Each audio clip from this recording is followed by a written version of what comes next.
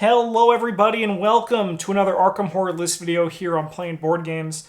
Today we have something a little bit different than our normal lists where we kind of make our own personal list, but with this one we have 3 tips to win more at Arkham Horror, the card game. If you are new to our channel and you do not know about this, we have a fantastic series on our channel called How to Win Arkham Horror, the card game. This is a bunch of guides that are headed by Travis, that focuses on different aspects of Arkham Horror, the card game, and breaks it down in a way for you to understand that concept and then in turn win more at the game. With this video, this list video here, we have I have taken 3 tips from 3 of the different videos, and we're going to kind of just talk about those briefly. And then down in the description there is the full videos if you want a full in-depth look at these tips here. So let's dive in, not wait any longer, and get to our first tip, which is find the most efficient method at accomplishing what you want to accomplish.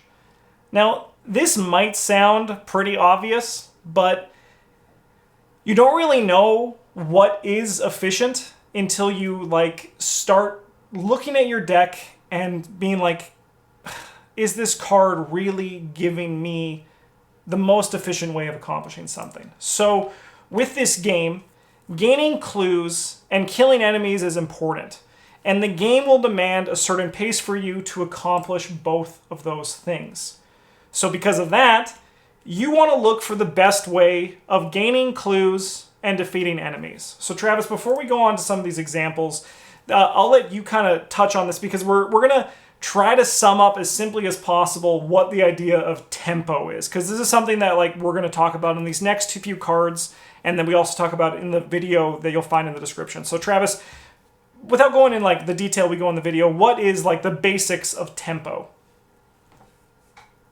Basic tempo is basically the game is a race. Like playing Arkham is a race between you and the game. You're trying to get to whatever objective you are, and the game is going to slowly accrue doom or some other win condition. Usually either that or wearing you down your health and sanity. And the cards that you play contribute to either slowing down the game or speeding yourself up, and you're trying to get to your goal before the game gets to its goal. So we have some few examples of these for how these ways of gaining clues and ways of defeating enemies. So Travis, I'll keep you going on this one, and you can talk about how these cards can help you gain tempo, or to go with the point, they're an efficient method of accomplishing gaining clues. Yeah, so deduction, when you investigate, you are basically trading one of your actions for a clue.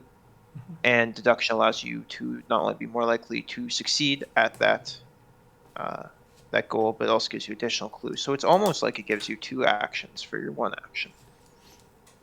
Sharp vision is very much the same, where it allows you gives you +2 book, and if you're successful at 2 more, you get an additional clue. In exchange for your experience that you've put into this, you get more books. And lastly, we have Intel Report, which is a little bit unique in that it allows you to pay a scaling amount of money to get more clues, but also allows you to skip the test, which takes away from the variance. Hell yeah. So Bryn, we have some examples here for ways that fighting and killing monsters, how are these cards kind of fitting with this as efficient method of tempo and all that? So much the same as how investigating can be viewed as gaining almost a clue for your action. Using a fight action, the basic fight action, can be viewed as trading your action for most of a damage, because sometimes you will fail. So you don't always get the 1 damage, but pretty close. We've got the machete, which gives you +1, making you more likely to succeed the test. And also, if the enemy is the only enemy engaged with you, you get an extra damage, which is twice the rate that you get without the machete. Vicious Blow works much the same way, where it gives you +1 punch to 1 test, and if the skill test is successful during an attack, it deals +1 damage, scoring you an extra point. Now, this is the reason that you would ever want to play this as opposed to just playing cards like Machete is because you can stack this on top of a Machete to count up to 3. Because many enemies have an odd number of hit points, and that's how they make them hard to kill, because most weapons deal +1 damage. So this effectively just trades for 1 less fight action, usually. And lastly, we've got Get Over Here, which, I mean, firstly, you get to sound like school. Secondly, for 2, you get an engage and a fight action. You choose a non-elite enemy at your location or a connecting location. Move that enemy to your location, engage it, and attack it. So this doesn't trade for efficiency in terms of killing the enemy faster. It trades for efficiency in terms of, like, maybe you don't have to go chase that cultist down. Maybe he's just right here now. You don't have to spend the action engaging the enemy. Often you also don't have to spend the action to move to where the enemy is. You just get to hit them now. Hell yeah. So, as I said, this is a concept that we discuss in much further detail in our How to Win Understanding Tempo video. This is the video that we have heard a lot from our viewers that this has helped them the most with winning more in Arkham Horror the card game. So if you do find that you are losing or like you're falling behind and you don't know why, consider watching that full video, because the concept of tempo is kind of hard to just explain in like that. So we go into great detail to really understand what tempo is. So check that video out in the description. Our next point here is pretty simple. Look at the cards in your deck and see what value they bring. Once again, that sounds kind of obvious. And it is kind of related to tempo in a way. They kind of like sit in the same space, and that's why Travis made the tempo video first, because once you start understanding tempo, that's just another way to understand what value is. So, in addition to staying ahead of the game on tempo, continually gaining as much value as possible each turn will increase your chances of winning. So as I said, yes, tempo is like gaining value, like gaining tempo is another way of gaining value. You can look at it like that. But there are additional ways that you can gain value that isn't necessarily the same as gaining tempo. So Travis, by law, I'm not allowed to talk about this card, so I'll throw why this one is like a good example of gaining value. Oh yeah, sure. Surprise makes perfect. You spend 1 resource, and the card is Prax Makes Perfect. You don't have to spend an action though, because it's fast. You need to play it during any skill test at your location, usually yours, because you have the most control over those.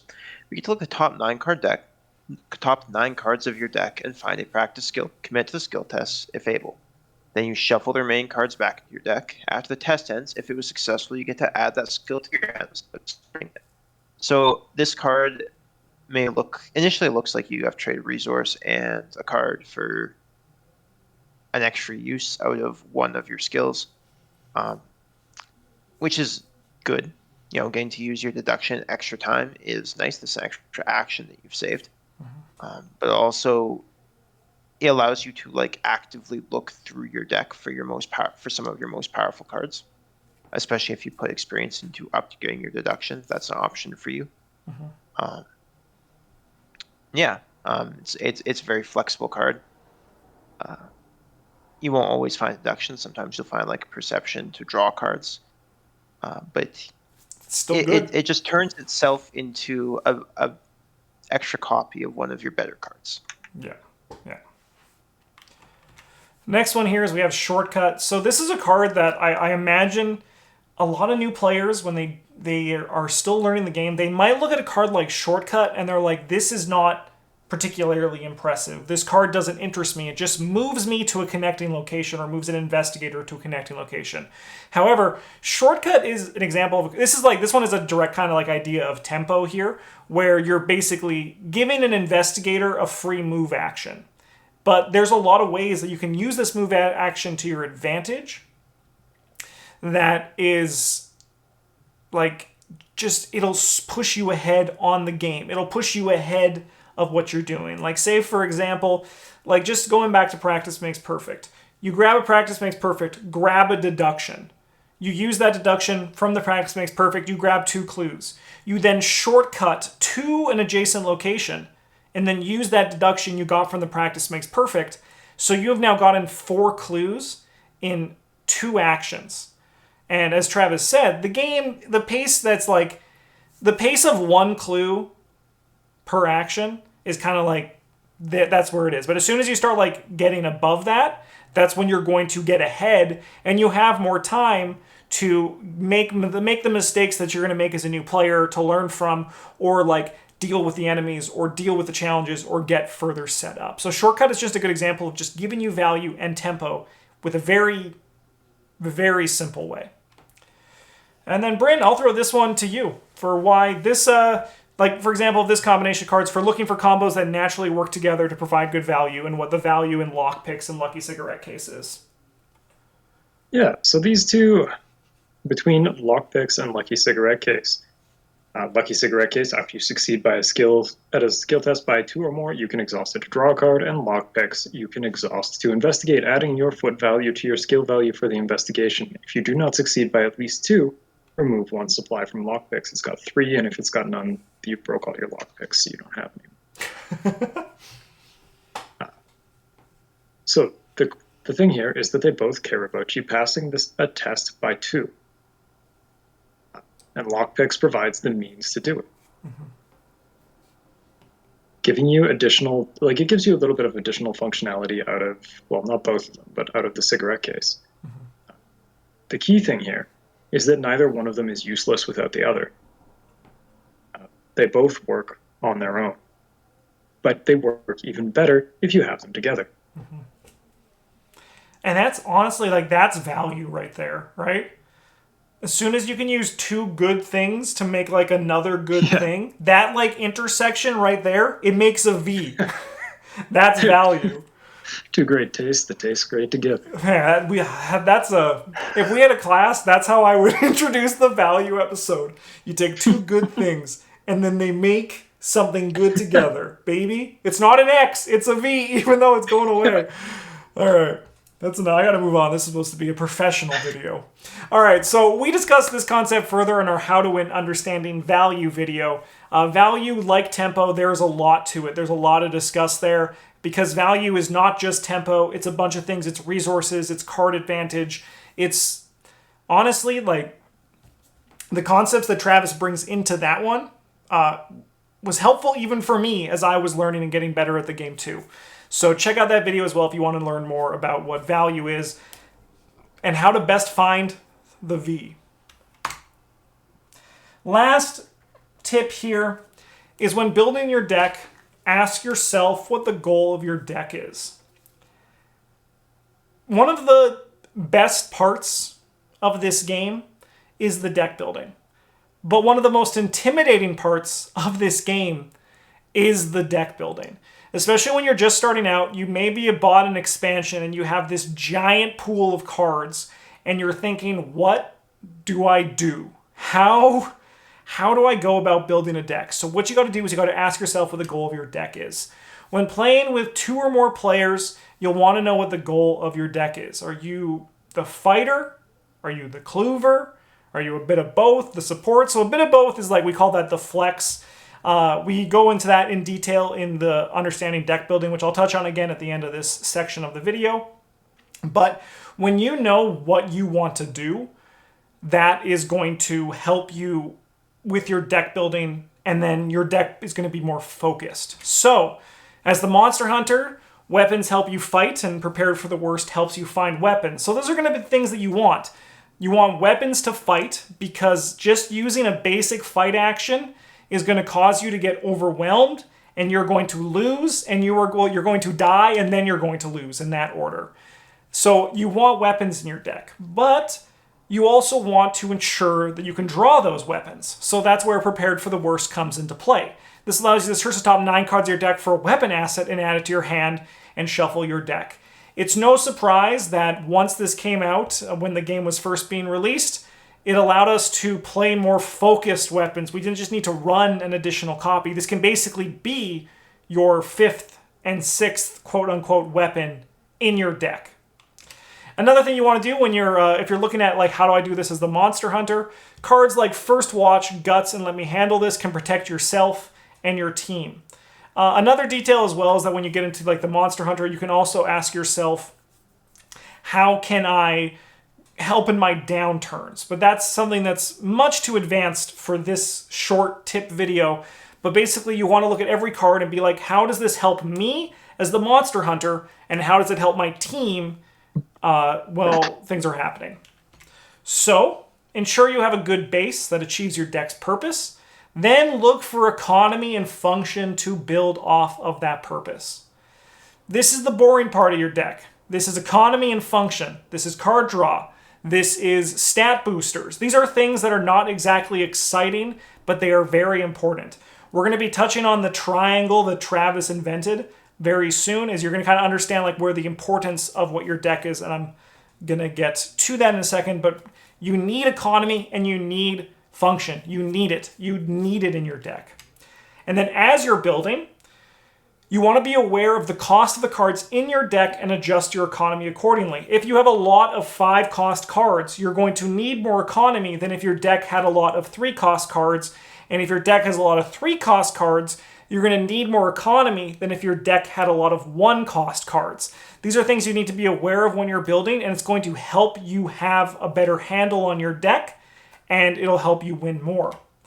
Then finally, when the purpose, economy, and function are finalized, look at adding a small number of fun cards that, importantly, also help your game plan.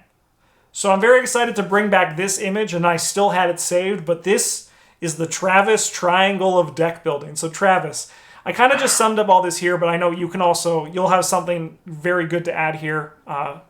What is kind of like the idea behind this? Yeah, so it's like there's some things that are. There's a couple things that make every deck work, and this is just kind of a visual representation of that. You have to start off with a purpose, what you want your deck to do. You can't just put a pile of cards in your deck and expect it to work well. It might technically work, but it won't be good. And the purpose, like what you're building your deck towards, is kind of determines what all the other cards that you're going to put in your deck are. The second tier that we have here is our economy. It doesn't really matter what you're doing. You need to have the resources and the cards to play it. It doesn't matter what you're trying to do. If you can't play your cards, you can't do anything. You're not going to have a good time.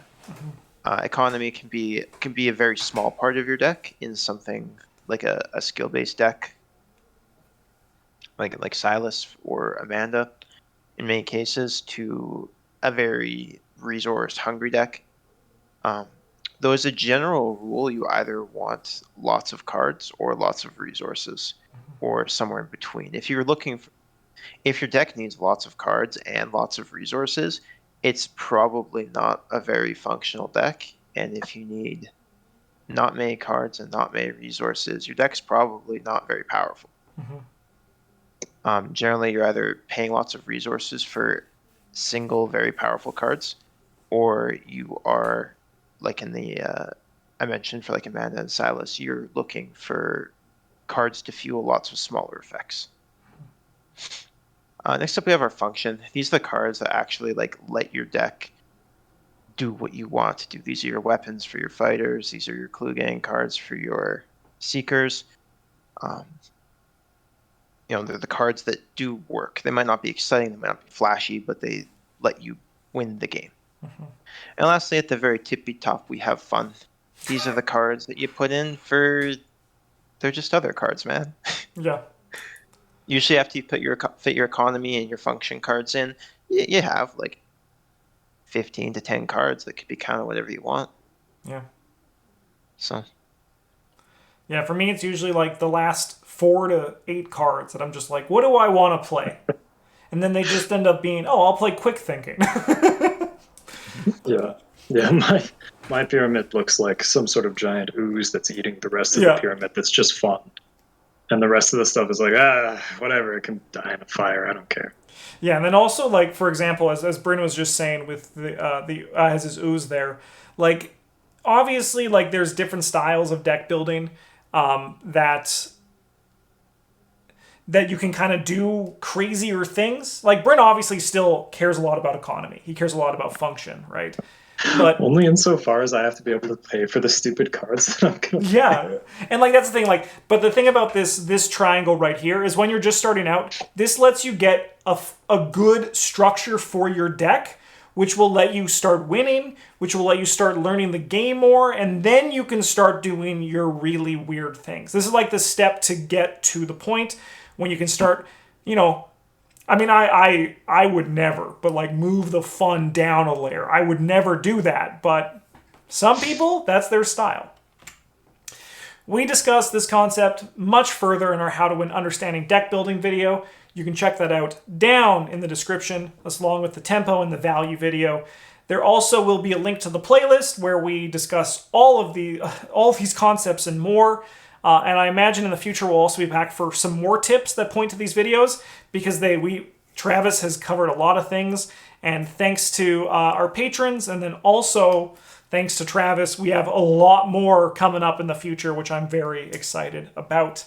Thank you so much for watching. If this is your first time on our channel, consider subscribing. We release a new Arkham Horror video every day of the week. We have gameplays, we have comedy videos, and by comedy videos I mean Bryn's Madhouse. We have guides on how to win, and we release a list video every week where we just kind of list various things in this incredible game. Thank you so much for watching. Have a good one, and as always, GG's.